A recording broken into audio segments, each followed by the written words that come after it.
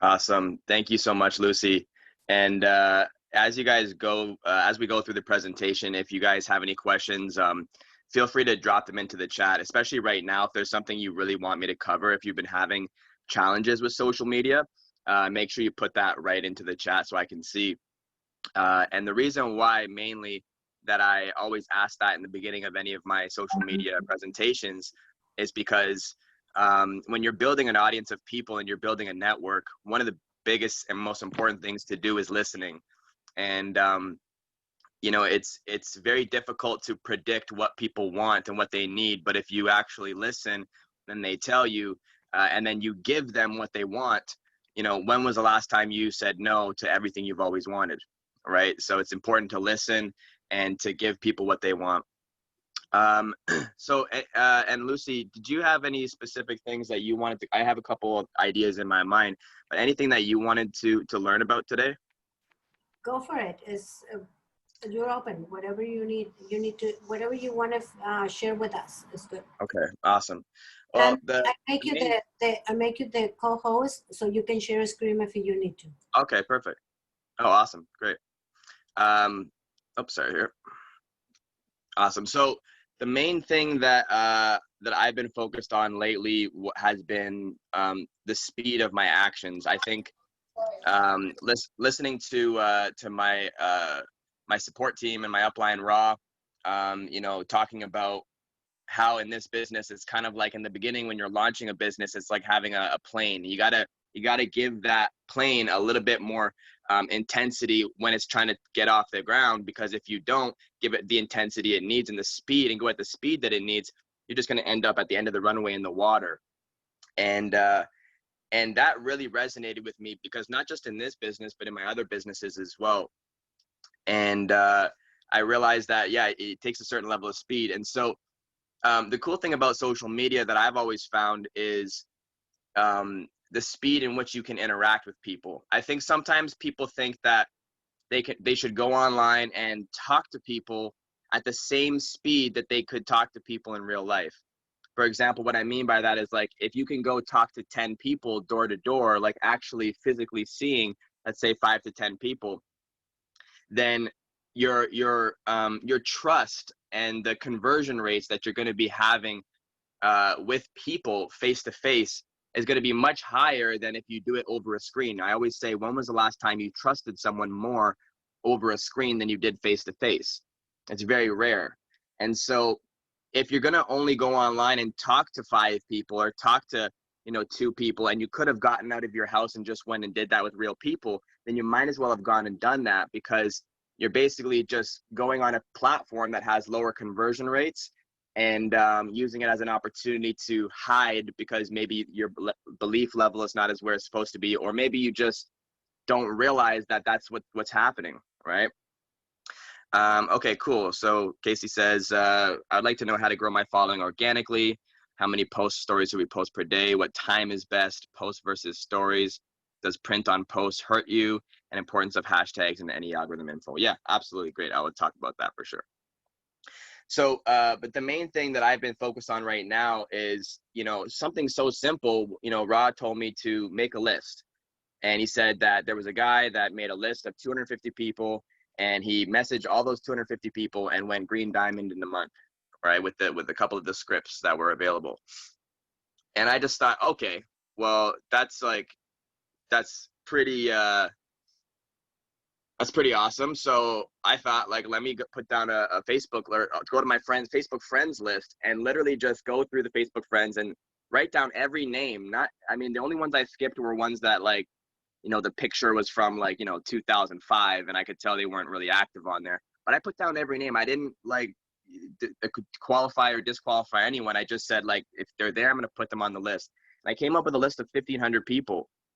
And instead of going and talking to, you know, 2 people a day or 5 people a day and thinking, okay, great, I talked to 5 people a day, I'm actually using this as an opportunity to go in and talk to as many people as I can, as quickly as I can, and using these scripts and using these systems so that the next people that I show this strategy to, I don't have to say, like, hey, try it and best of luck. I can say, literally, just go to your friends list, make this list, and then use these scripts that I used and make it duplicatable. And again, I think most people don't realize that that's the kind of expansion that's required, because again, people don't see your face. They can't, all the things that we use to build trust as human beings, stuff like eye movement, vocal tone, body language, all these different factors that our brain uses to develop trust are not on the screen. So we have to start pushing out more numbers and hitting up more people. Okay, so just to dive into that question, and content making as well. Okay, so first let's talk about growing the followers. The first thing I want to talk about is the idea of having a follower. I think sometimes people think when their follower number goes up, it means that they have a new follower. And I want to remind people, and I've been saying this for years and years and years, remember what it was like to make a friend before social media, right? If someone just popped up out of nowhere and you just met the person in real life, you wouldn't be like, oh, this person follows me everywhere. You would be like, oh, that's a person I now am aware of. That's it. Maybe an acquaintance. It probably takes a month, 2 months, 3 months before you start actually getting to know that person, getting to like them. And then it takes 3 months, 6 months or so over time of getting to trust them, right? And, you know, I could meet someone right away and be like, wow, this is a great person. But if they say, hey, Bo, can I borrow $100? I'm like, I don't know you at all, right? I'm not going to lend you money. I don't trust you. But if I have known someone for 6 months and they say, hey, Bo, can I borrow $100? And I know exactly where they live, I know what they do, I know they're good for it, they have integrity, sure, no problem, I'll lend you $100, right? But that process takes time. And I think in social media, we've kind of gotten into this world where people see the numbers going up, they see followers, and they immediately think that they have influence, they immediately think they have friends, they immediately think they have supporters. And it's not the case most of the time, because you can get supporters and you can develop that, but this is the formula that I always use. And if you're going to write down anything, it should be this. My formula is repetition multiplied by emotion over time equals influence. And I'll say that one more time. Repetition multiplied by emotion over time equals influence, right? And the reason why that is, that's just a scientific process. The reason why we make decisions, the reason why the human does anything is because the wiring in their brain forces them to do that. And we create brain wiring through the same way we create muscles. We repeat and do reps, right? Like multiple exposures, right? Repeating these things over and over and over and over. And it's multiplied by the emotion. So how you feel in that moment of the repetition is going to play a major impact. And then having those experiences over time creates the trust in someone's mind and creates the influence they need. You know this is true because this is why companies like Coca-Cola spends hundreds of millions of dollars to put billboards and magazine ads and TV commercials everywhere. And what's their slogan? The slogan is taste the feeling. And I always say, when was the last time you tasted a feeling, right? It doesn't happen, but they understand that if they repeat this process enough times and they expose you to these emotions of people laughing, dancing, and having a good time while drinking the Coke, and then processing the idea of taste the feeling in your head, next time you go to a store, those brain connections are actually attached to your eyes. So you can walk into a store and you can see Coca-Cola and then the best brand of cola ever right beside it. And your brain will literally not see it because your eyes don't see, your brain does, right? And so that's crazy because you can create blindness from being so focused on one emotion. And so what I kind of took from this process is the same thing. It's like when we're talking to people, like, you know, I used to kind of get down because I would message people and I'd say, hey, you know, you should check this out. And if they weren't interested, I would kind of get hurt by that. But I realized it's like, we can't beat ourselves up because it's nothing personal. It's literally the human brain is designed with certain defense mechanisms people from being taken advantage of, right? Their brain has a natural process that does that. And it's because we're bombarded with advertisements all the time that on average, the average person needs to be exposed to an idea 6 to 8 times before it even registers in their consciousness. Like I've seen commercials before where I've seen the commercial at least 6 times or 8 times. And it was at the 8th time that I was like, oh, that's a commercial for the Lethal Weapon show. Right? I had to see it that many times to actually be consciously aware of it. So when you're messaging people and they say no, they really don't know what they're saying no to. It's like when you walk into a store and you say, the salesperson says to you, hey, can I help you with anything? And you say, no, I'm just looking. When was the last time you went into a store to just look? You don't. You go in there because you have an idea that maybe there's something you might want to get in the future, or maybe something you want to get now. But we have this natural defense mechanism that says, oh, there's been one exposure to a sale. I'm not interested. Thank you. Or I'm just looking. And the reality of it is most people will say, yeah, I'm just looking, but actually, can you help me with this? Right? And so we have to recognize that the power of reaching out to someone and then the power of following up, it's not about bothering people. It's about recognizing that it takes repetition. That's the science of it. So if they're saying no to you, they're really not saying no to you. They're just speaking unconsciously, right? And okay, so there's that. Now, in terms of growing the following organically, it's about creating relationships with people and having multiple experiences and talking to them. And the cool thing about social media is what most people don't realize is that the average person sends an entire book worth of emails and text messages every month. So I'm gonna take that in one more time. The average person sends an entire book worth of emails and text messages every month. Every month, strictly based off of your emails and texts. And what's crazy about this is because when you send an email or when you send a text, it goes boom, it's instant, it happens right away. So people don't really think about it. They're like, well, I'm sending a message, it gets to them right away. That's the fastest possible way I can communicate. What could be faster than instant? What can be faster than now? How can I be more efficient? It's impossible. Well, it's not. It actually is possible, right? You can be more efficient by not always having one-to-one communication. An email, you're sending it to one person. A text, you're sending it to one person. When you post on social media, look, I took a break from social media for a week one time, and I was mass texting all of my friends. I turned my text messages into a social media because I was like, wait, when I got back on, I realized how else can I talk to 18,000 people at once? Mind you, they're not all seeing it at once, but they're being exposed to me regularly. And so by regularly posting content, that's some of the best way to follow up and maintain the power of your network. You want to think about posting content almost like watering a plant. You just got to keep doing it. And you can't just keep doing it all one day and do as much as you want. You might end up drowning the plant. You got to do it consistently, regularly, and always. And that's the process of making people develop the trust with you and things like that. Now, in terms of the posts, and I think I mentioned this on another thing, where a lot of time people say, well, I don't have time to post. I get this a lot. I don't have time to post on social media. I don't know what I would post, right?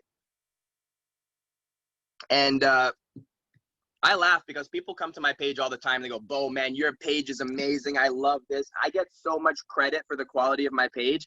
And 75% of the stuff there is stuff that I never made. It's just something I grabbed from someone else's page and I reposted it. It's the same concept of why there are certain artists that are very popular in the world, and there's also popular art galleries, right? You can have a popular art gallery where it's widely renowned and known around the world, but in this art gallery, maybe the owner of the art gallery has never made a piece of art himself, yet he's famous for his art gallery. And so what I mean by that is basically this. There's 3 ways that you can get content. The first one is that you can create content, meaning you can make your own videos. You can, pull up an app and, make a meme or whatever you want to do if you're into graphic design and stuff like that. The other way that you can do that is if you don't have time to create your own videos, and this is, again, where I really go into this a lot. is curating. Like you're an art gallery owner, right? Find other people that are posting things that are in the same alignment with you, and then bring that to your page. And then boom, you have content. You know, I never struggle to find content. All I have to do is go on my explore page, you know, like look for like 5 to 10 minutes, screenshot a couple things, save a couple things on my Instagram, and then I have content for the next 3 days, right? And then the last way is, again, people always say I ran out of content, and I always ask them, did you die? Because life is content. So unless you died, there's no way you could have run out of content, right? And people say, well, people don't think my life is interesting. I'm like, well, there's certain ways that you can make what you're doing interesting or seem interesting, or just be more interesting in your life. Have a more interesting life. Get excited about your life, and then start taking pictures as you go, right? Sometimes what I'll do is I'll be in a meeting, and I remember being in this one meeting, and a knock happens at the door, and it's me and like 2 other business partners, and then a knock happens at the door, and this camera crew rolls in, and everyone's like, who are these people? I'm like, oh, they're with me. And they're like, why? And I was like, I hope you don't mind. They're not going to record you or any private information. I said, but I'm going to have them record me as I speak to you. And they were so blown away by it. But what I do this all the time, where I'll record like an hour, 2 hours, 3 hours of stuff just by keeping a camera on in the room. And then people forget that the camera's there. And that's where the best content comes from, because you just leave it there. And then what happens is, guess what? You might film for 3 hours and you'll only find a 15-second video, right? But if you spent that 3 hours with no camera, you have nothing, right? So the power of editing little small parts out are really cool too. So, and then people say too, if I'm going to bring stuff from other pages, what type of stuff should I bring? Well, I never tell somebody what to post. I don't think that's proper. But what I can tell you is a framework that will give you an idea of what the strategy that I use.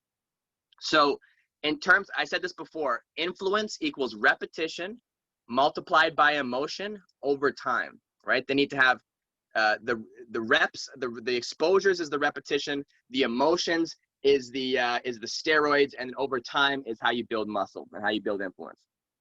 So what I say to people is this: when you're curating content, you don't want to say something like, hey, you know, this person also sells Purium, like you should buy this. You don't have to be that direct. But what I say is, try to tap into the emotions of the before, the during, and the after emotions of what it feels like to work with you, right? So the before emotion, for example, is like something relatable, right? I find that in the fitness industry, people forget to be relatable all the time. So they post all this stuff saying, look at my results, look at how amazing I am, look at how awesome I'm doing. But they forget to show people like, hey, I was once where you were, right? And so they can look at you and say, hey, that's great, you're awesome, you're having a great time, but you don't know where I am. And if you don't know where I am, then you don't know how to take me to where I need to be. You don't have the roadmap, right? The after emotion would be something that, like, how do you feel after you take Purium? I know for me, I feel like a Super Saiyan. I feel like I'm like filled up with light, and I'm powerful, and I'm fit and healthy. And so you can create content that doesn't say, hey, do you want to feel like this? But just by looking at it, it gives you that same feeling. It evokes that feeling. And then the during emotion, and that is sort of the confidence. What does it feel like? How professional are you on your page? How nice are you on your page? How are you making, if people look at that, do they think, what am I going to feel like, or how am I going to feel when I work with this person? Oftentimes when people see me on my social media and they meet me in real life, they're like, it's no different, the same thing, right? So again, the before emotion says, I know where you're at. The after emotion says, I know where you want to be. And the during emotion says, this is how I'm going to get you there. This is the bridge in between. All right. And does using prints on posts hurt you? I would say that's a tough one. So the algorithms, here's another thing about the algorithms, and I want to just like touch on this really briefly as well. I actually had a meeting with a lawyer a couple months ago where I was showing him a genuine concern about like creating a class action lawsuit because of what I realized that Instagram has been doing. And I want to share this with you guys because I think it's important to know, but I also think it's important to for your own marketing strategies. basically, in 2016, Instagram used to have a chronological order of posts, meaning that when somebody posted it, if they posted it today, you'd see it today, right? In 2016, they changed that and they adjusted it so that now there's no such thing as an order in the time.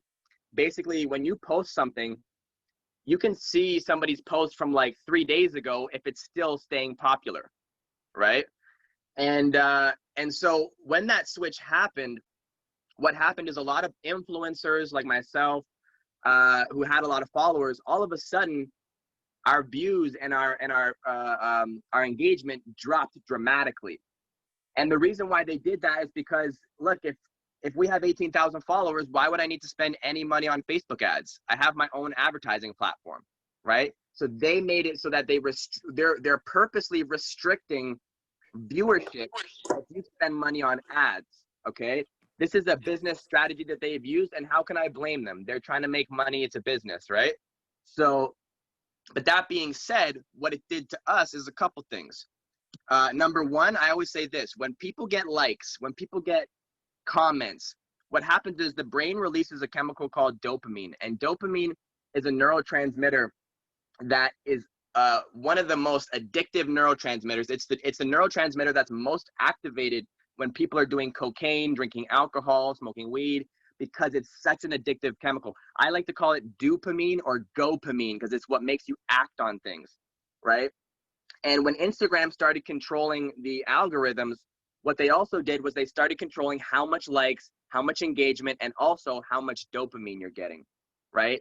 And so what people don't realize is, I get this question all the time: hey, my engagement just went down. What am I doing wrong?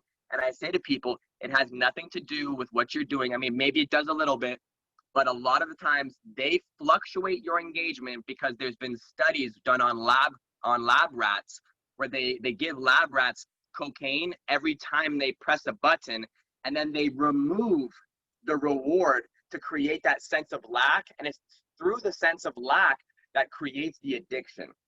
So they want you to be addicted to that platform of getting limited views so that they can have you sitting on the platform, scrolling all day, consuming ads, and they make more money for their shareholders. So it's really important that we don't sit on our phones expecting that this marketing is going to go somewhere. In so many ways, if you are just the person that reaches out to people and actually goes out and sends people a personal message, that's how you control this. Forget about the algorithms and all that. Yes, you want to make quality content as much as possible, but this business is in reaching out to people, in my opinion, and transcending that whole thing. I don't even think about Instagram as a platform anymore. I don't think about Facebook. I think about my contact list is my social media. My contact database transcends all these platforms, and I know who's who. I keep track of that, and I contact them regularly no matter what the algorithm is doing. I do try to use my content to just stay in touch with people when they're, if my mom wants to know where I am, then I'll post that. But yeah, in terms of the making content, that's what I would recommend. In terms of the scripts, I don't know. I got my scripts from the HJL business page with Raw.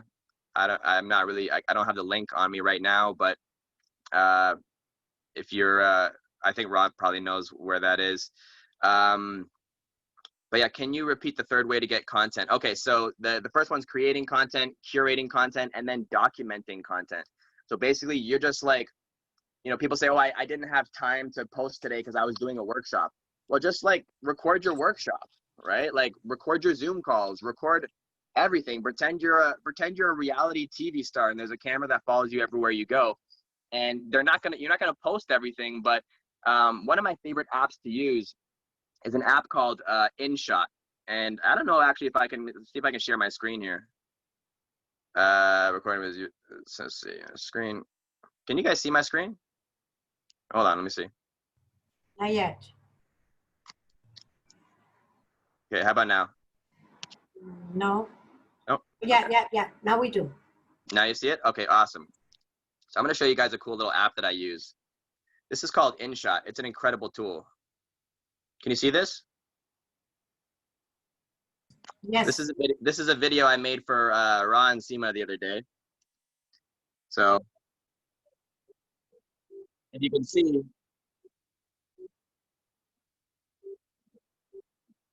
there's Ra as Iron Man, there's me as Spider-Man, and Seema as Wonder Woman.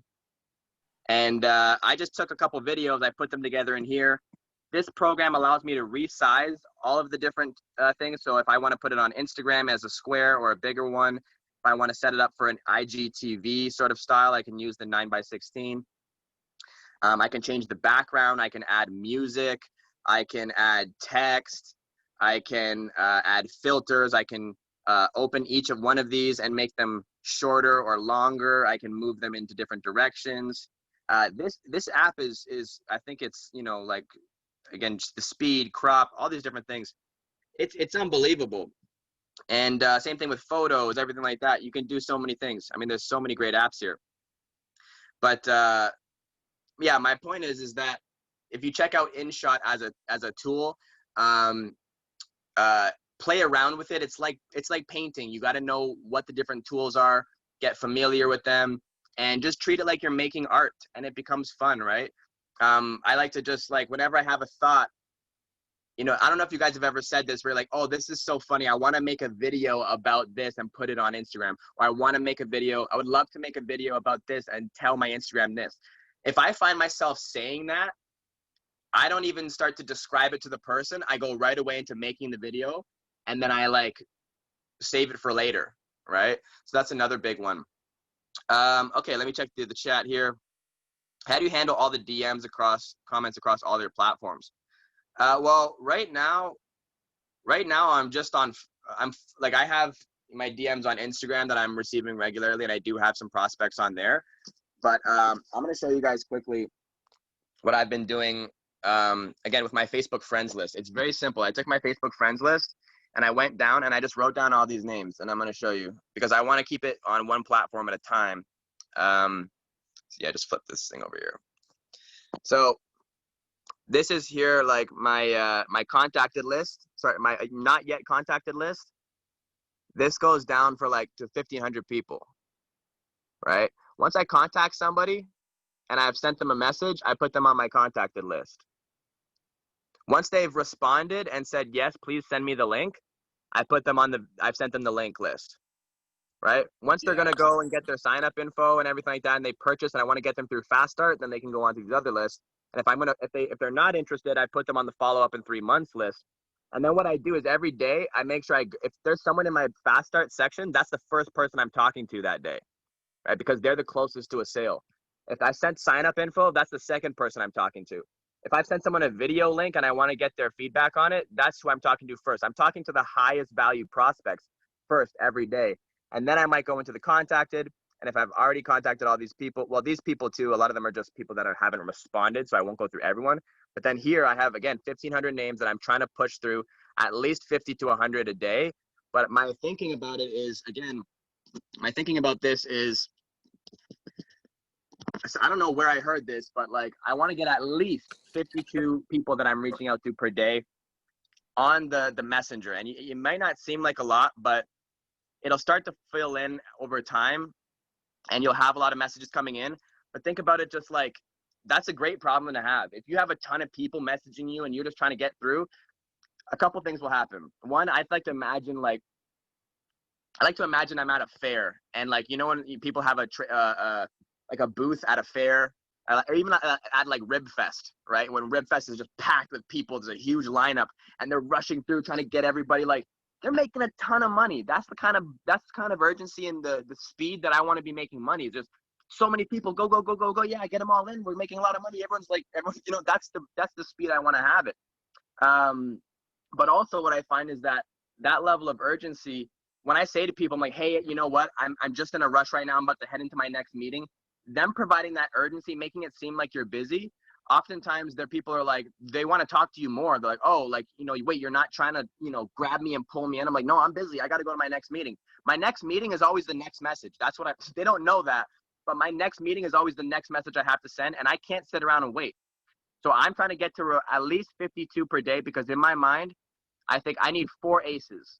I need 4 aces, 4 people that for every 52 people I talk to, I need 4 aces, and there's 52 cards in a deck, right? If I can go through 52 cards in a deck, I'm guaranteed to find my 4 aces. So how many decks can I go through per day? And I want to go through at least 1 to 2 decks a day. So 52 to 104 people per day. And again, it's about the speed, because if I knew all these people and if I was in front of these people face to face, that'd be a much different scenario. But I don't. I'm on social media where it's a computer, and guess what? When they respond to me, they're not actually responding to me most of the time as well. So I can't take that personally. How they're responding to me is how they're responding to a 3D object. Like, they don't talk to you how they would talk to you in real life. They're talking to a computer with a simulation of you behind it. It's not you that they're talking to. So I don't even take anything personally, right? Is it possible to use the psychology of addiction to keep your audience engaged with our profiles? Yeah, absolutely. Again, like, the more emotionally powerful your posts are, right? Like, if I make a post where I'm posting something, that list program is just it's just Google Sheets. But yeah, so to keep people addicted to your profile, you want to repeat and having regular, consistent posts that are emotionally engaging them and making them feel good, right? That's all it is. And that's why people get addicted to my page all the time. Are there any copyright restrictions we should be mindful of? I know Facebook and IG removes copyrighted stuff. Yeah, so if you guys want, the only thing, you got to be careful with, like, pulling other people's videos. Like, if it's just a meme or something like that, you got to be careful. But I mean, that'd be fine. But generally speaking, the one thing that will cause you an issue is if you're trying to add popular music to your page, right? So if you're trying to add popular music, it will register as in their algorithm, and it will block you from using a popular song without the licensing rights. So you want to go to what I do is just Google this. This will be one of the best resources you'll ever use. Google YouTube Audio Library. And on YouTube Audio Library, there's thousands of free, license-free songs that you can use. And how did you build your following in the beginning? In the beginning, guys, when I get to 18,000 followers, again, this is, just to give you an idea, this is not possible anymore because the technology and tools that I was using like, Instagram stopped us from doing this. Mind you, this is what I used to do professionally. I used to get people on robots, okay? And the robot would follow 1,000 people per day. People say, well, you have 18,000 followers. Yeah, you know, I had to follow 600,000 people to get 20,000 followers, right? People don't realize that it's about the speed of things. It was the efficiency of it. I didn't get 18,000 followers or 20,000 followers because I was going slow. Like, I was hitting up in the beginning 1,000 people a day. And guess what? When you hit up 1,000 people a day and you're doing right by and releasing content at the same time, you, again, don't do that now because you'll put your Instagram account at risk. But guys, in 3 months, in 90 days, I walked out on my street and people were shouting at me from cars. People were asking to take a picture with me in traffic. People were walking up to my car in traffic, asking to take a picture from my window. Like, people, like popular people that I knew in my city were shouting me out and saying hi, because in a matter of 90 days, I made sure I reached out to 1,000 people a day, and anybody that followed me back, I talked to as many of them personally as possible. And now if you go anywhere in my city, people say, oh yeah, Bo Pinto, I know that guy. And guess what? 98% of them I've never met, and I don't know who they are at all. So they may think they know me, but they've never actually met me. It's quite crazy. What are the columns for your list? Well, you got it. I mean, mine is going to be one way. Yours might be different, and this might change and adapt over time. But you want to think about it in this, having a system, and the system is sort of like a sequence, right? So imagine like you're drawing out a roadmap for I don't know if you guys have played the game of life, but it's like a board game where like there's a path that people will follow. Your sales process is exactly that. You want to think about what's the sales process that someone goes through from never hearing about your product before, you've never contacted them, all the way from they've made a purchase to now you're farming them and getting them to grow and go to the next levels. There's got to be a sequence and a system for every single point in the thing. And I've just been doing my best right now to go on to my uplines team page, which is the HJL business page, and copying that system, doing that system, and just putting it in a way that like every single portion of person, I know exactly what part of the system to lead them through depending on which column they're in.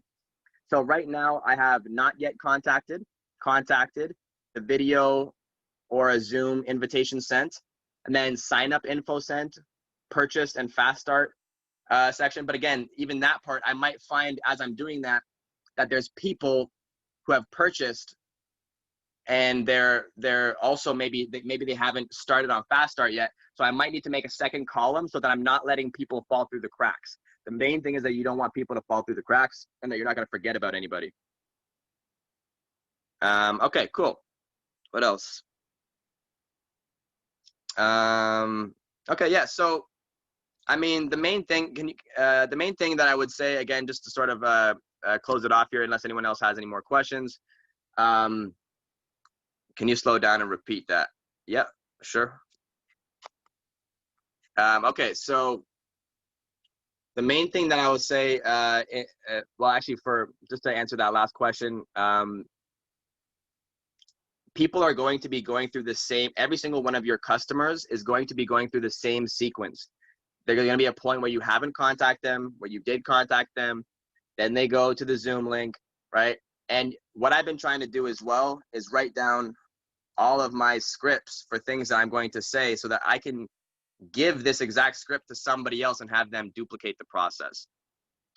But again, the point of me doing this, and just to share this again, guys, is that if Instagram or Facebook or any of these platforms shut down tomorrow, the only thing that you're going to have left is the relationships that you formed with people, right?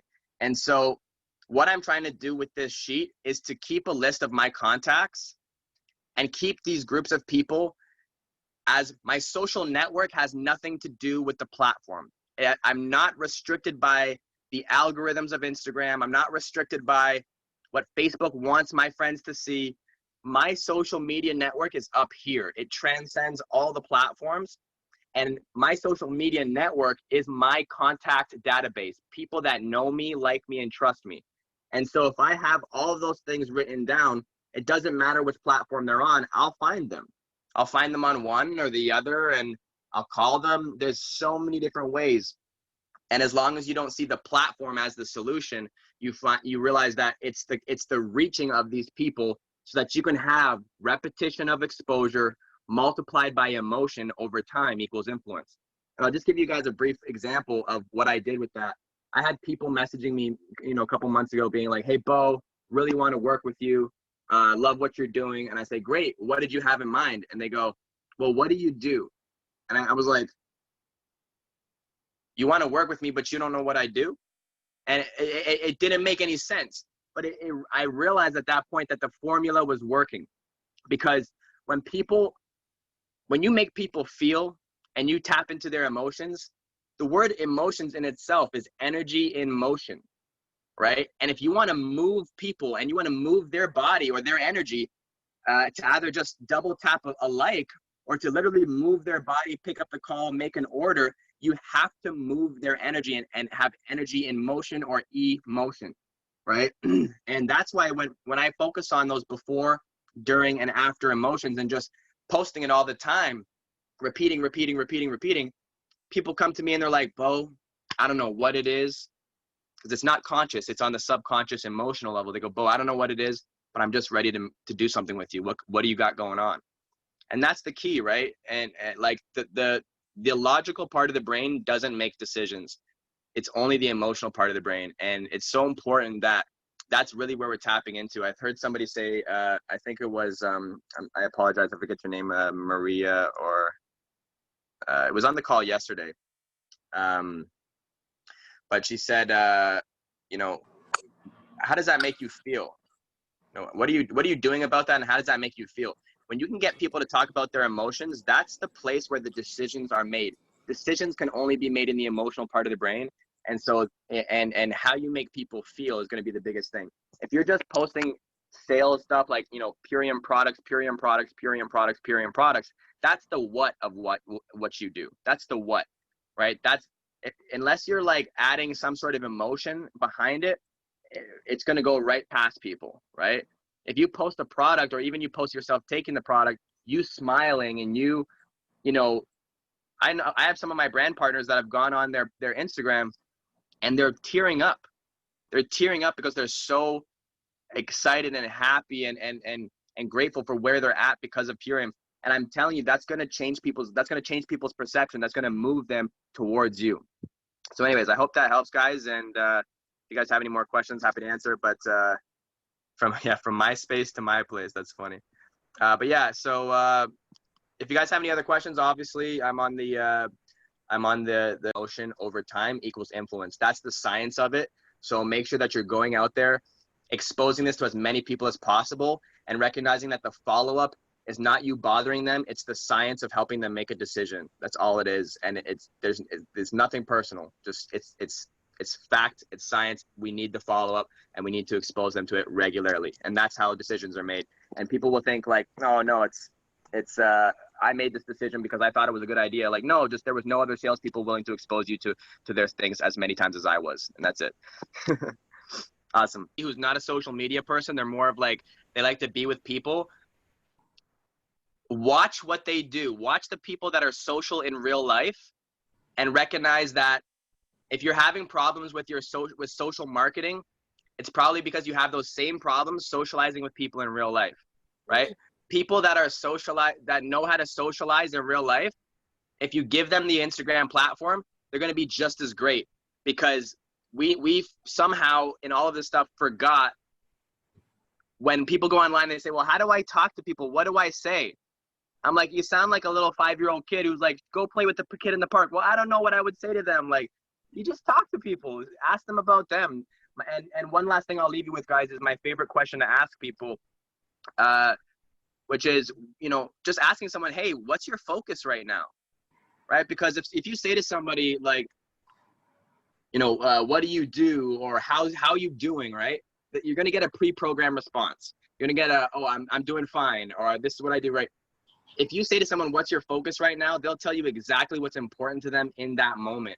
And then you can talk to them about what's important to them and care. And there's so much value in that too. Like listening first, all the basic social principles that you would use in a regular real life situation, if you use those on social media, but just at a speed or a rate that's faster than you could do in person, then you're using social media as a tool and not a virtual reality with lower conversion rates. Call as soon as wherever Lucy posts this to re-listen, this is like a 2 or 3 time